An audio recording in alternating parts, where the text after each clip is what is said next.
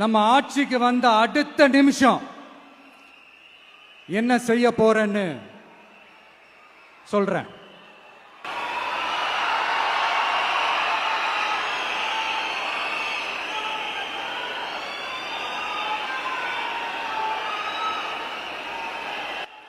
Number 1,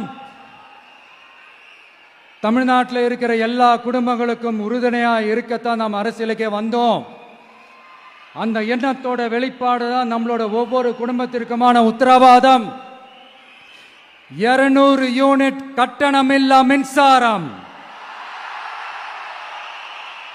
number 2,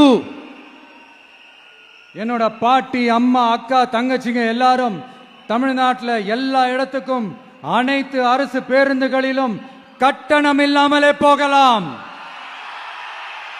number 3, சட்டம் ஒழுங்க சரியா ரொம்ப ஸ்ட்ரிக்டா நிலைநாட்டியே தீருவோம்.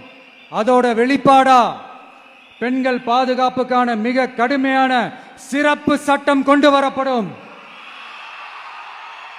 அது மட்டும் இல்ல, நம்ம இளைஞர்களோட பாதுகாப்புக்காக போதைப் பொருள் தடுப்பு மற்றும் ஒழிப்புக்கான சிறப்பு சட்டம் கொண்டு வரப்படும்.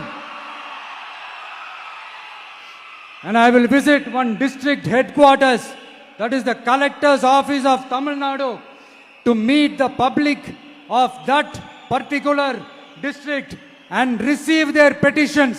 இதை நான் ரெகுலரா பண்ணுவேன். இதெல்லாம் செய்வோம். இதோட நாம சொன்னதெல்லாம் கொஞ்சம் கொஞ்சமா நம்ம ஆட்சிக்கு வந்ததுக்கு அப்புறம் செஞ்சு காட்டுவோம். சொல்லாததையும் செய்வோம், அது வேற விஷயம்.